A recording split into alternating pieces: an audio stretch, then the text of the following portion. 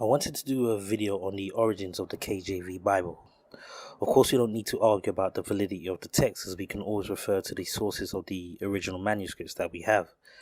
However, there is still a lot of mysticism around the origins of the King James Bible, his influence and lifestyle, so I thought I'd do a video clearing up any misconceptions about how we got the King James version of the Bible. So to begin with, the KJV was not a new English translation. The translators were asked to improve on the existing Bibles we had translated into English.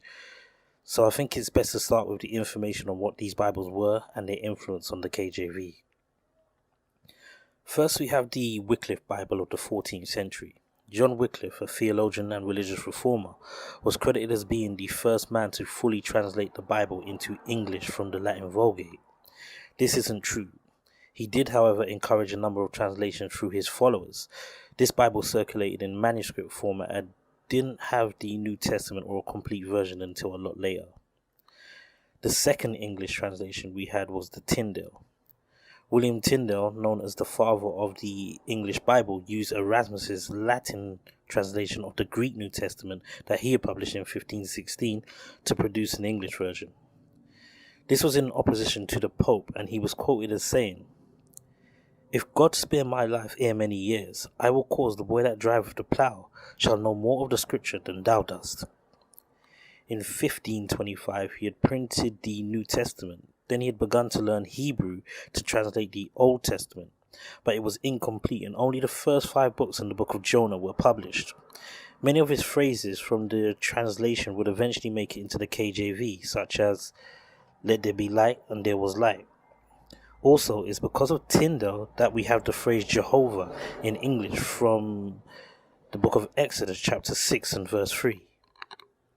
"And I appeared unto Abraham, unto Isaac, and unto Jacob by the name of God Almighty, but by my name, Jehovah, was I not known to them." Before this, the Tetragrammaton was usually transliterated as YHWH or JHVH. When the vowel points were added to the Hebrew consonants, the vowels of Adonai were added to JHVH to produce the compound word Jehovah.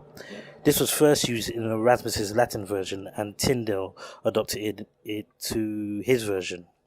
83% of the KJV published in 1611 derives from Tyndale, either directly or indirectly through other Bibles that I will get to next. The Coverdale Bible. In 1535, Miles Coverdale, a former Augustinian friar who eventually became the Protestant Bishop of Exeter, published the first edition of the entire Bible in English. He used a Swiss version of the Lutheran Bible along with the Vulgate and a Latin translation from Sante Pagini that had the Old Testament divided into chapters with numbers and verses, which system would make it into English Bibles starting with Coverdale. Coverdale's Old Testament is his own translation of the German and Latin Bibles. His translations are in prose. He tried to capture the parallel structure of the Hebrew and translate it so it would sound natural in English. Then we have the Matthew Bible.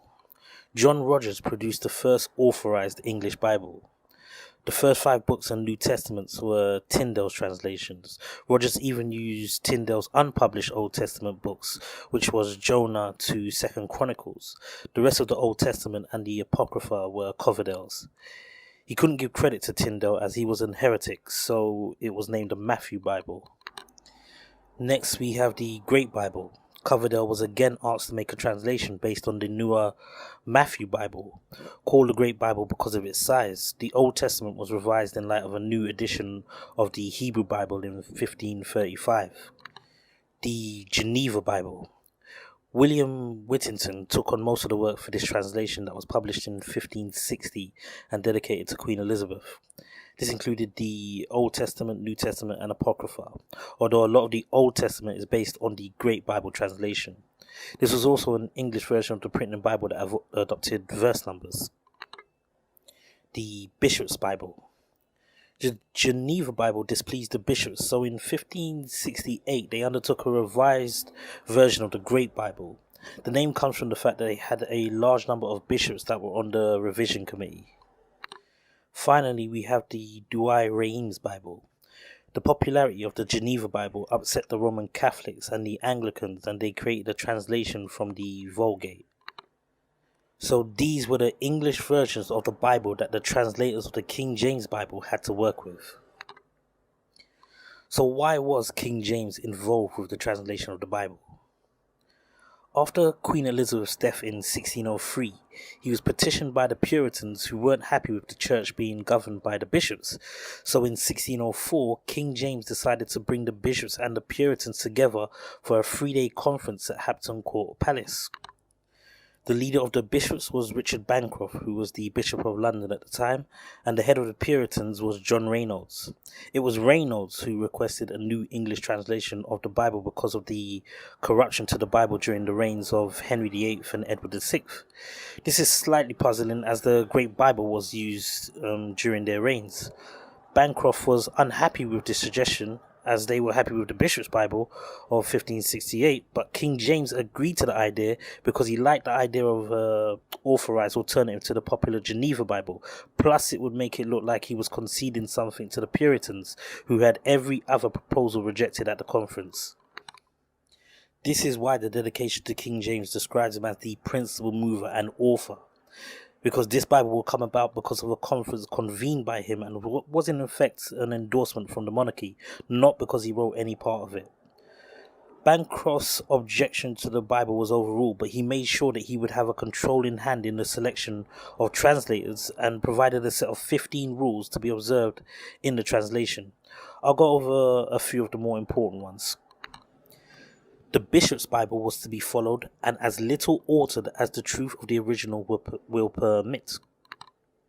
Every man of each company, and I'll talk about companies in a minute, every man of each company to take the same chapter or chapters and having translated or amended them severally by himself where he thinketh good, or to meet together, confer what they have done, and agree for their parts what shall stand.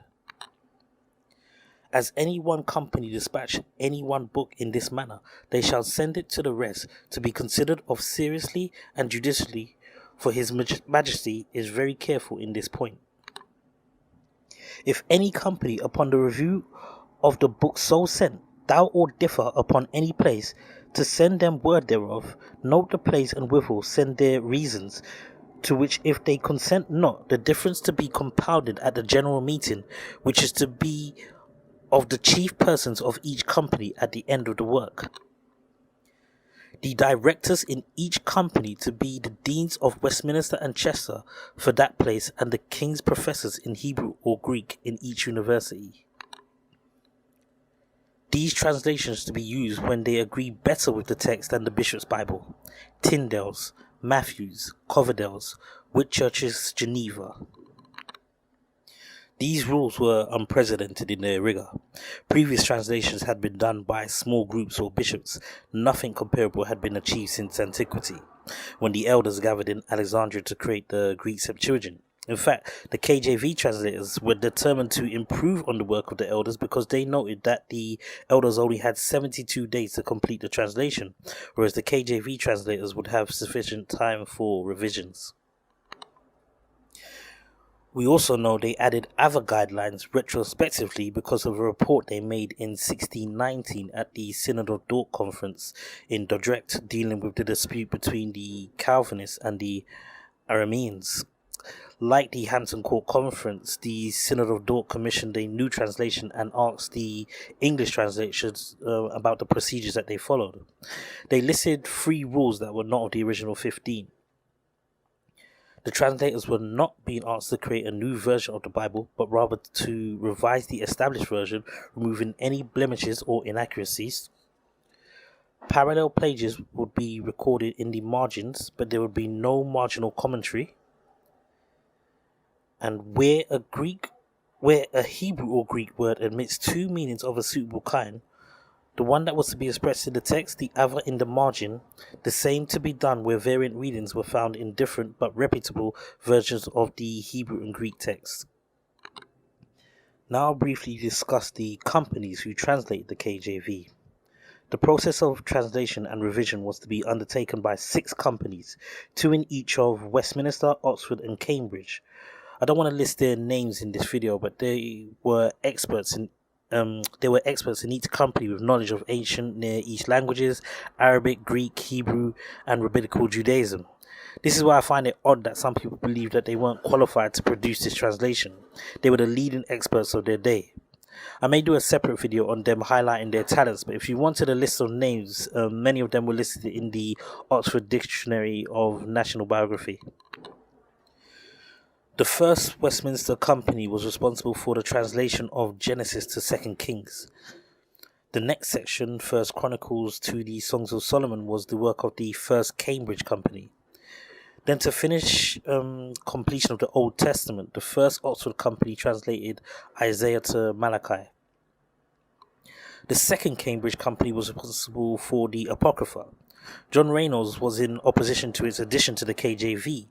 According to the rules sent out by Bancroft, this should have been led by Andrew Downes, Professor of Greek at Cambridge and the most competent man at the time.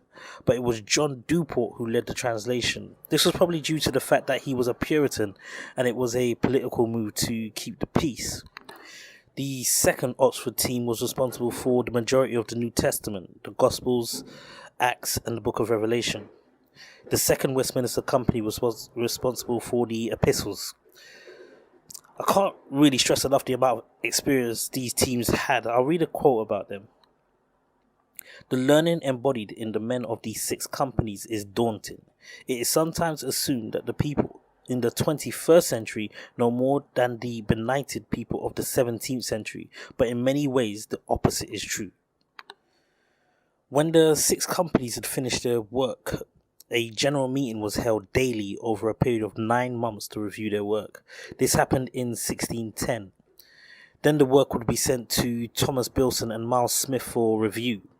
Then finally the completed revision would be sent to Bancroft, who he himself made 14 revisions before it was printed. Now we know the KJV isn't perfect. We understand where errors were made, but those errors aren't because of corruption on the part of King James. He merely authorized the translation to keep the peace between the bishops and the Puritans. The KJV is the only effort by opposing groups to come together to produce an English translation of the Bible, as by the late 17th century, the Baptists, Congregationalists, and the Quakers would assert independence from the national church, which would then initiate dissenting traditions. I hope this video clears up how the KJV came to be. I've heard many different theories over the years, but I haven't heard anyone address the procedures they undertook, so I thought that I would do this short video. All praises to the Most High.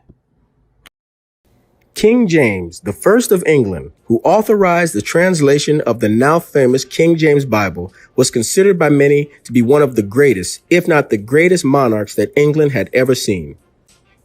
Through his wisdom and determination, he united the warring tribes of Scotland into a unified nation, and then joining England and Scotland to form the foundation for what is now known as the British Empire. At a time when only the churches of England possessed the Bible in English, King James' desire was that the common people should have the Bible in their native tongue. Thus, in 1603, King James called 54 of history's most learned men together to accomplish this great task.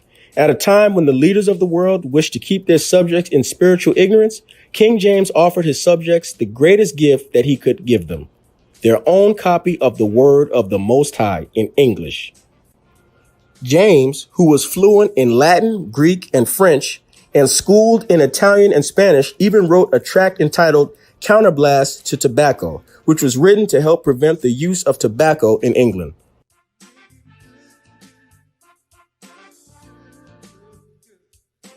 King James was a king of Great Britain, Scotland, and Northern Ireland.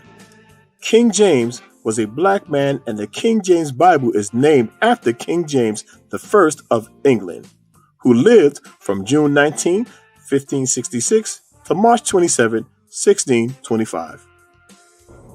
The established church was divided during this era.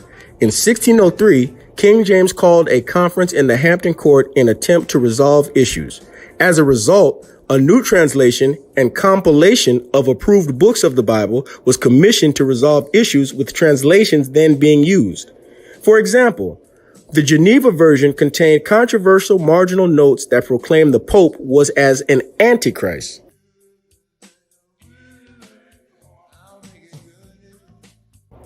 The leaders of the church desired a Bible for the people, with scriptural references only for word clarification or cross-references.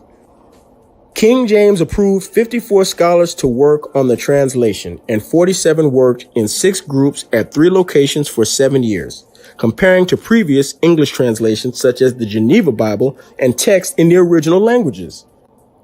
The new translation was published in 1611 and called the Authorized Version because it was authorized to be read in the churches.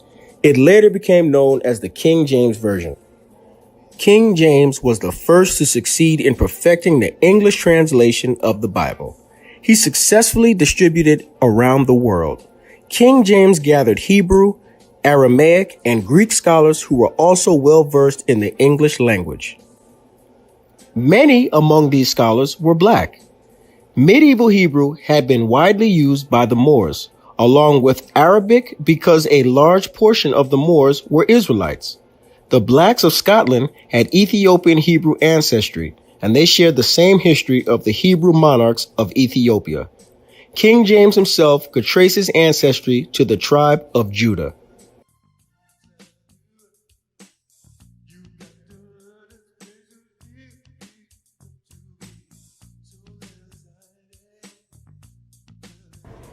The name James, meant to supplant, was interchangeable with the name Jacob. In Europe, the letter J was not used until the time of King James, whose team of scholars, who included some of Hebrew extraction, was responsible for its introduction in the English alphabet. Names like Judah and Jesus were pronounced as Yahudah and Jesus, respectively, until the time of King James. This is something that many of our subscribers and viewers of this channel have pointed out in previous videos in the comment section.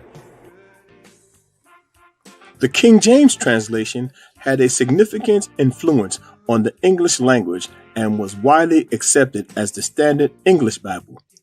Because of the project being overseen by King James and the care and precise attention to detail during this 7-year translation, the King James Bible was considered one of the most accurate translations in existence. This black king was the first to sit on 3 thrones at once, which was Scotland, England, and Northern Ireland. The King James 1611 Bible also included the Apocrypha.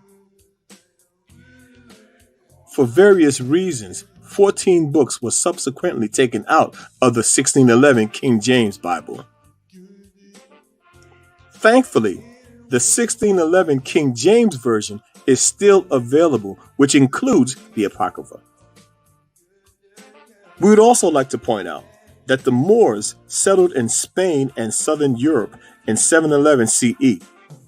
Significant numbers of black people found their way to northern Europe countries such as Scotland, Ireland, France, and Denmark.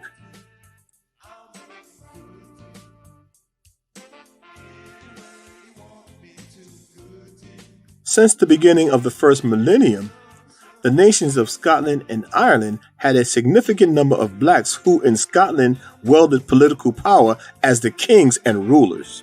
This is a little known fact in black history.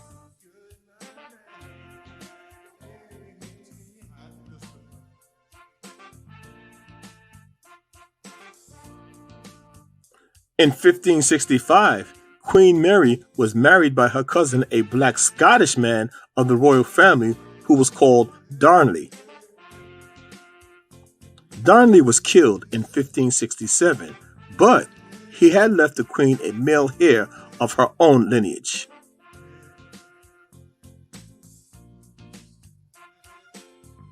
Queen Mary's son James was born a few months before his father's murder. Thus, he became the first king of England. James VI was therefore the son of a black man and a colored woman. We often hear about black royalty in Africa, but it is a little known fact that there was actually royalty in Europe as well. Yes, folks, King James, the translator of the Bible, was a black man.